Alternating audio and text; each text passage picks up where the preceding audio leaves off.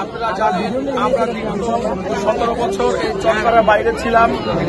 চরপাড়ার বাইরে তারেক রহমানের নেতৃত্বে এক বিপ্লবী ঘটে।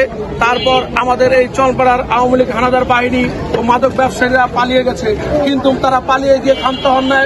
পালিয়ে যাওয়ার সময় আমাদের ছোট ভাই রুমানকে হত্যা করে পালিয়ে গেছে। তারপর তারা পালিয়ে গেছে ঠিকই, তাদের চামচাদেরকে রেখে গেছে, তাদের সৈন্যকে রেখে গেছে মাদক করার জন্য, সন্ত্রাসী বাহিনী পদা করার জন্য। সেই সন্ত্রাসী বাহিনীকে আমরা উৎকে ফেলার জন্য আজকে আমাদের এই মাদকের বিরুদ্ধে প্রতিবাদ সমাবেশ করেছি আমরা। আপনারা জানেন দীর্ঘত সময় আমাদের কোনো অধিকার ছিল না, আমরা কোনো সমাবেশ করতে পারি নাই, কোনো মাদকের বিরুদ্ধে প্রতিবাদ করতে পারি নাই। তাই আমরা আজকে পেরেছি। এই জন্য আমি আমার নেতৃবৃন্দ সকলকে ধন্যবাদ জানাচ্ছি। এর সাথে আমি টিপু ভাইকে ধন্যবাদ জানাচ্ছি যে টিপু ভাই যে উদ্যোগ নিয়েছে, চনপাড়া কেন সারা রূপগঞ্জ থেকে মাদককে উঠতে ফেলে দিবে, টিপু ভাইয়ের নির্দেশে মাদক করে দিবে শেষ। আমরা এই টিপু ভাইয়ের নির্দেশে আমরা এই সমাবেশটাকে দেখেছি। ইনশাআল্লাহ আমরা বলবো, আপনারা আওয়ামী লীগ করছেন ভালো কথা, আপনারা মাদক বিক্রি করছেন ভালো কথা, চনপাড়ায় বসবাস করতেছেন ভালো কথা, কিন্তু ভালো হয়ে যান।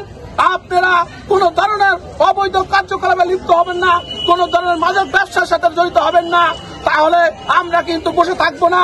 আপনারা যেভাবে ভালো আছেন আমরা কিন্তু আপনাদের ভালো থাকতে দেব না। আপনারা ভালো না হন, প্রশাসনিকের সহায়তা নিয়ে আমরা আপনাদের এক এক করে ঘর থেকে ধরিয়ে দিব যারা মাদক ব্যবসার সাথে জড়িত হন।